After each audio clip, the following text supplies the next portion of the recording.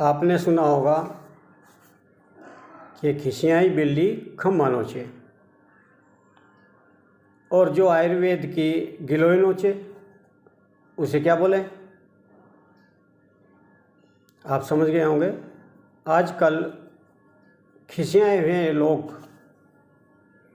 Corona काल में बिल्कुल फेल होने के बाद वो आयुर्वेद के पीछे पड़ गए हैं।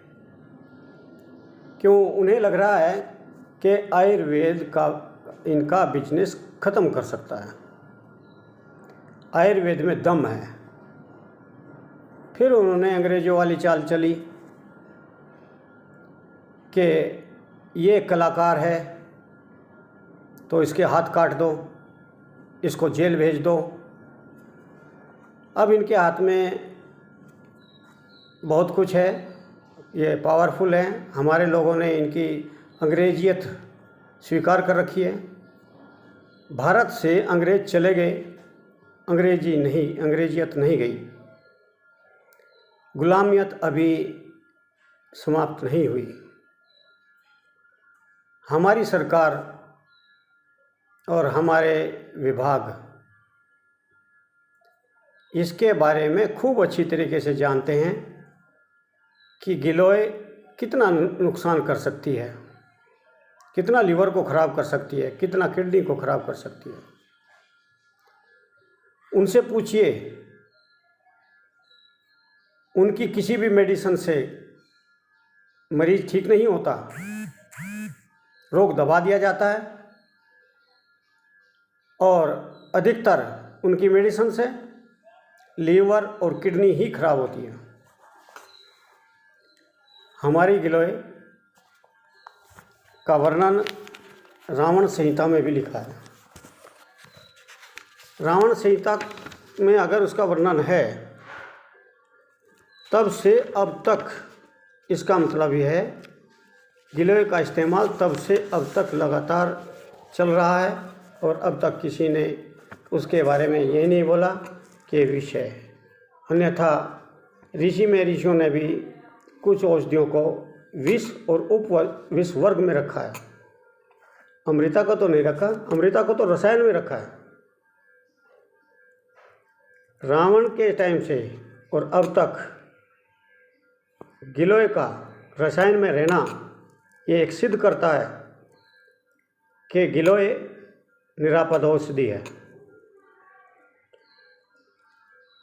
एलोपैथिक वालों ने जब फेल हो गए कोरोना के बीच में और देखा कि लोग अपने घर में पड़े हुए गिलोय रस पी रहे हैं, गिलोय घनबटी ले रहे हैं और बिना इन्हें दिखाए ठीक हो रहे हैं। हालांकि एक और मैं बोलूँगा, माफ़ करना, अधिकतर लोग हॉस्पिटल में एडमिट होने के बाद ही एक्सपायर हुए हैं, अपने घर में सुरक्षित रहे हैं गिलोय घनबटी लेकर, गिलोय रस लेकर।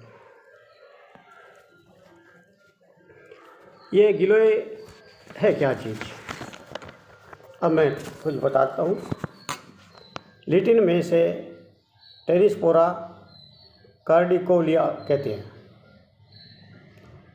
और संस्कृत में इसको गुड़ुचि, मधुपर्णी और अमृता बोलते हैं। अमृता यानी कि अमृत के समान, शरीर को रसायन क्रिया करती है और सभी रोगों में ये निकालने की मदद करती है। आपके शरीर में रोगों से सुरक्षा प्रदान करती है, इम्यूनिटी देती है।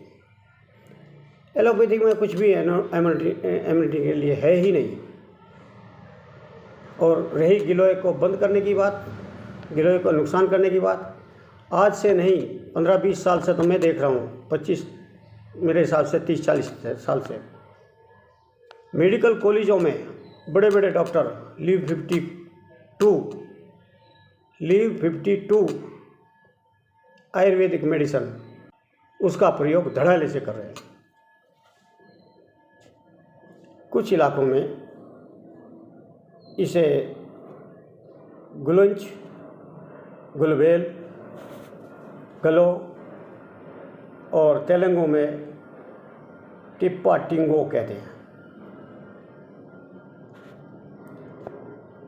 इसका शास्त्रों में वर्णन है व्यय स्थापक, दाह समन, तृष्णा निग्रह और स्तन शोधन, तृप्ति घन आदि गणों में इसका वर्णन है, जिसका चरक ने वर्णन किया है। और सुश्रुत ने गुड़चादि, पटोलादि और आर्गवाद आदि, काकोल्य आदि, वल्ली पंचमूल आदि गणों में इसका वर्णन है।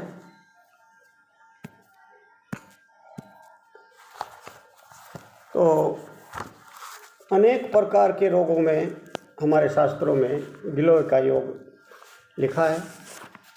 और ज्वर प्रकरण में सभी प्रकार के ज्वर नष्ट करने की इसके अंदर पावर है। यह कुष्ठ घन है, यानी कि स्किन डिजीज में ये बहुत कारगर है, वेदना स्थापक है और तीनों दोषों का शमन करने के कारण ही इसको रसायन में काम किया है। ये चिकना, गुण में थोड़ा उष्ण और तिक्त कसाय है। स्निग्ध और उष्ण होने से ये वात यानी नर्वस सिस्टम के रोगों को ठीक करता है। तिक्त और कसाय कफ और पित्त के रोगों को शमन करता है।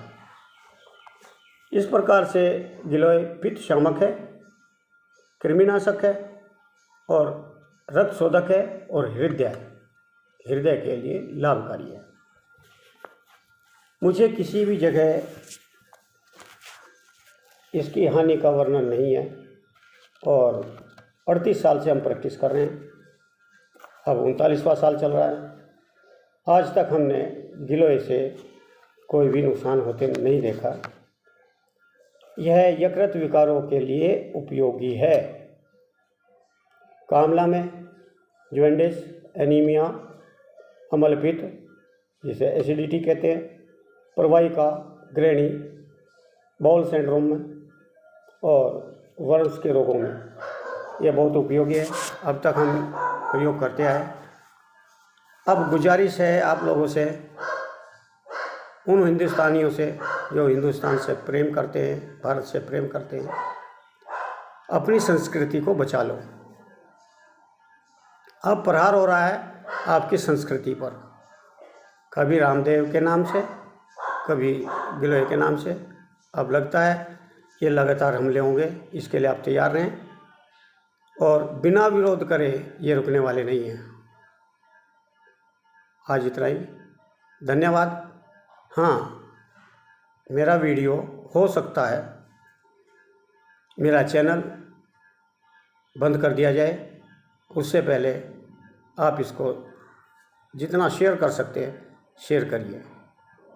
धन्यवाद। जय भारत, जय आयुर्वेद।